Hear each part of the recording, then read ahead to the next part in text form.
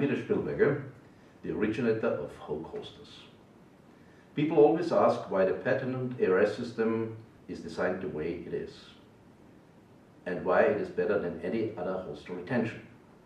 This is what this video is all about, so relax, lean back and enjoy. Main question: what's the most important part of a holster? Simple answer: it's the gun. What's the most important part of the gun? It's the grip. Because a person in fear of death will grip the gun and strangle it in the area which is clearly marked on the screen. The rest is pure geometry and also history, because John Paul Stapp found that out already in 1954. So let's check out what this son of a gun achieved.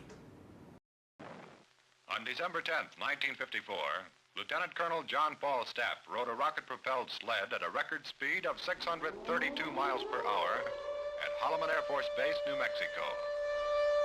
To safeguard its men, the Air Force needed an effective means of escape from high-performance aircraft. Colonel Stapp demonstrated that a pilot's body could withstand a wind blast equivalent to that received if ejected from an airplane flying at 35,000 feet and at twice the speed of sound. These experiments justified the continued use of the ejection seat. Colonel Stapp rode a rocket-propelled sled at a record speed of 632 miles per hour. The date, December 10th, 1954. Here's a conclusion of Colonel Stapp's high-performance test. The human body in a fear-of-death situation can only perform movements towards his own torso. Counter movements are totally impossible. Therefore, the pilot, to save his life, will pull the emergency strap towards his body. Like one who is in the fear of drowning, will hold on to a blank or even a straw. The officer in fear of death will find his gun, grip it like a vice, or if you want, like a drowning would grip a blank or even a straw. In other words, a stretched thumb is something only for the thumbs up on the way home. Now let's check it out.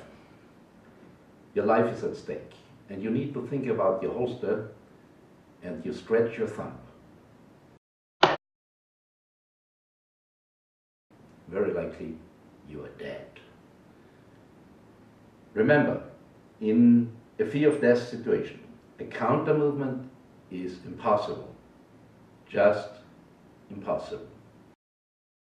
So why is this pivoting bridge even on the holster? It's quite simple. It's to trap the enemy. So let's check out the situation of an enemy attack. If the enemy attacks from behind in our blind area, he can actually smash a bottle on our head. So watch your six. Very unlikely he will attack right from the front, where we have full view and situation awareness. Very likely an enemy will attack from the side or under 45 degrees. And he will try to grip the gun and take it away from us. End of all gray theory. Now lights, camera, action. You see the enemy comes from the side, tries to protect himself, and at the same time he tries to take the gun away.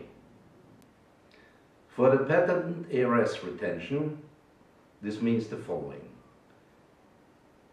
The enemy grips the gun, and even with the so-called chop job, he only can open the bridge, but the gun is still securely locked in the holster.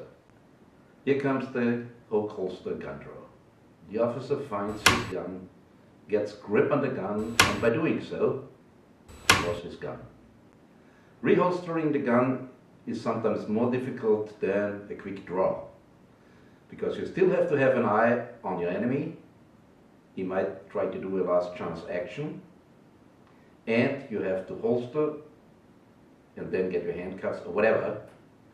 Here our holster is really helping, because even if the bridge is closed, you just put the gun in the holster, you hear the positive click, and the gun is safe. So when does the officer actually close the bridge of the holster? Obviously when the situation is clear probably on the way home. And as you might remember, now it's time to stretch the thumb up. Thank you for watching this video. Check out the holsters at www.hogueinc.com. I'm Peter Spielberger. Goodbye. Stay upright and out of trouble.